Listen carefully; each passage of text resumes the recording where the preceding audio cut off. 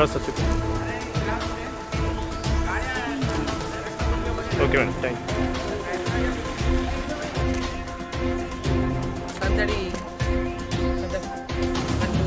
జరుగుతున్నప్పటి ఈరోజు మరి పోలింగ్ ప్రారంభమైంది. ఇప్పుడు 7 గంటలకు మరి బూత్లో నా బూత్ 113 బూత్ నెంబర్ టీచర్స్ కాలనీలో బ్రిలియంట్ స్కూల్లో ఇంతకుముందే నా ఓటు హక్కులను వినియోగించుకున్నా. ఈరోజు వాతావరణం కూడా ఈరోజు చాలా బ్రహ్మాండమైనటువంటి అనుకూలత. రాత్రి నుంచి వర్షం పడడం, నరేంద్ర మోదీ గారు వచ్చిపోయినప్పటి నుంచి కూడా వాతావరణం చల్లబడ్డది. వారు వచ్చిన రోజు నుంచి సాయంత్రం వర్షం, ఆ తర్వాత ఈరోజు పోలింగ్ రోజు కూడా రాత్రి వర్షం పడి చల్లబడడం. ఎందుకంటే చాలా విపరీతమైనటువంటి ఎండలు ఉండే. ఆ ఎండల్లో మధ్యాహ్నం టైంలో బయటికి రావడానికి కూడా సందడి పెద్ద 1-2 months నుంచి జరుగుతున్నప్పటికీ ఈరోజు మరి పోలింగ్ ప్రారంభమైంది. ఇప్పుడు 7 గంటలకు మరి బూత్లో నా బూత్ 113 బూత్ నంబర్ టీచర్స్ కాలనీలో బ్రిలియంట్ స్కూల్లో ఇంతకుముందే నా ఓటు హక్కును నేను వినియోగించుకున్నా. ఈరోజు రాష్ట్ర వాతావరణం కూడా ఈరోజు చాలా బ్రహ్మాండమైనటువంటి అనుకూలత. రాత్రి నుంచి వర్షం పడడం, నరేంద్ర మోదీ గారు వచ్చిపోయినప్పటి నుంచి కూడా వాతావరణం చల్లబడ్డది. వారు వచ్చిన రోజు నుంచి సాయంత్రం వర్షం, ఆ తర్వాత ఈరోజు పోలింగ్ రోజు కూడా రాత్రి వర్షం పడి చల్లబడడం. ఎందుకంటే చాలా విపరీతమైనటువంటి ఎండలు ఉండే. ఆ ఎండల్లో మధ్యాహ్నం టైంలో బయటికి రావడానికి కూడా కష్టమైనటువంటి పరిస్థితుల్లో చాలా మంది ఓటుకు వేయడానికి ఆ ఎండల్లో రాగలుగుతారా లేదా, సాయంత్రం పూట పెద్ద ఎత్తున రద్దీ ఏర్పడుతుందేమో, పొద్దునే పోలింగ్ బూత్లు కూడా రద్దీ ఏర్పడుతుందేమో అనుకున్నాం. అటువంటి ప్రశాంతంగా ఈరోజు పోలింగ్ ప్రారంభమైంది. 7 గంటల నుంచే క్యూలో ఉన్నటువంటి వారు వాళ్ళ యొక్క ఓటు హక్కుని వినియోగించుకుంటున్నారు. రాష్ట్ర వ్యాప్తంగా, దేశవ్యాప్తంగా వాళ్ళ జరుగుతున్నటువంటి ఈ పార్లమెంట్ ఎన్నికలు ఎక్కడ చూసినా నరేంద్ర మోదీ, ఎక్కడ చూసినా భారతీయ జనతా పార్టీ ఇటువంటి నినాదం మనం వింటున్నట్టుగానే తెలంగాణలో కూడా భారతీయ జనతా పార్టీ పెద్ద ఎత్తున 12 నుంచి 15 స్థానాలను గెలుచుకుంటుందని, అదే దాంట్లో మహబూబ్ నగర్ స్థానం మొట్టమొదటి స్థానంలో ఉందని, మహబూబ్ నగర్ పార్లమెంట్ మొట్టమొదటి స్థానంలో భారతీయ జనతా పార్టీ గెలుచుకుంటుందని ఈరోజు ప్రజలంతా కూడా పెద్ద ఎత్తున ఫోన్లు చేస్తూ ఉన్నారు రాత్రి నుంచి. అమ్మ నువ్వేమీ ఇది కావద్దు, వాళ్ళు డబ్బులు పంచినా ఓటు వేయరు, వాళ్ళు డబ్బులు ఇచ్చిపోయినా అయినా మేము ఓటు వేయం, మేము ఓటు వేసేది మా భారతీయ జనతా పార్టీకి నరేంద్ర మోదీ గారికి ఇస్తాం, మా ఓటును ఈ 300కు 500కు 1000కు 2000కు అమ్ముకోము.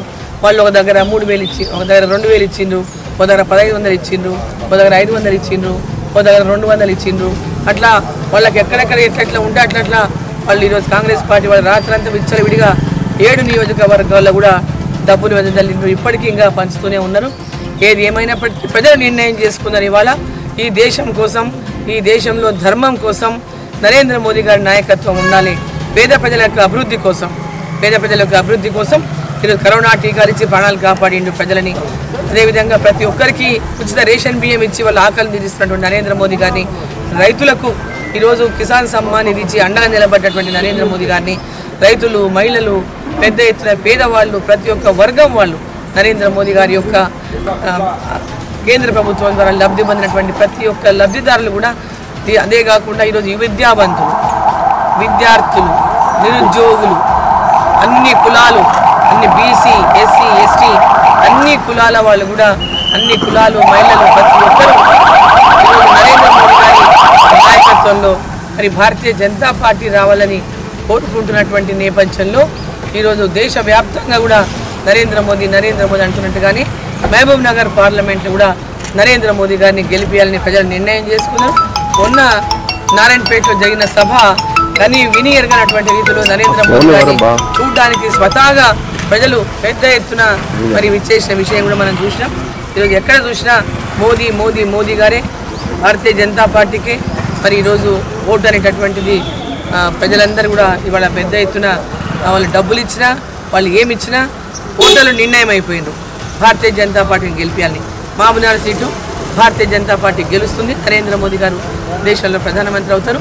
డి.కే. అరుణమ్మ వారి సేవలని మహబూబ్నగర్లో మరి పూర్తిగా ఈ ప్రాంతం అభివృద్ధి కోసం ఈ పాలమూరు బిడ్డగా, ఈ పాలమూరు ఆడబిడ్డగా ప్రతి ఒక్కరిని కూడా ఈ ప్రాంతం అభివృద్ధి కోసం కృషి చేసినటువంటి విశ్వాసం ప్రజల్లో ఉంది. కాబట్టి ఈ పాలమూరు మహబూబ్ నగర్ సీటు పక్కాగా భారతీయ జనతా పార్టీ గెలుస్తుంది. నా ఓటు హక్కుని వినియోగించుకున్నా. ఇప్పుడే మరి ఇంకా ఈ యొక్క ప్రతి ఒక్క బూత్ దగ్గర కూడా ఫ్యామిలీస్ సహా వచ్చి ఓటు హక్కును ప్రజలు ఉపయోగించుకుంటున్నారు. వారందరికీ కూడా ప్రతి ఒక్కరు మీ ఓటు హక్కును ఉపయోగించుకోండి. ఎవరు కూడా ఓటు వేయకుండా మీరు ఆ ఓటును వేస్ట్ చేసుకోవద్దు. ప్రతి ఒక్కరు కూడా మీ ఓటు హక్కును వినియోగించుకోండి. ఈ ఊళ్ళలో లేకుండా బయట ఉన్న వాళ్ళు కూడా సాయంత్రం లోపల మీ స్థానాలకు చేరుకొని ఎక్కడెక్కడ మీ ఓటు అయితే ఉందో ఆ స్థానానికి చేరుకొని మీ యొక్క ఓటును వినియోగించుకోండి.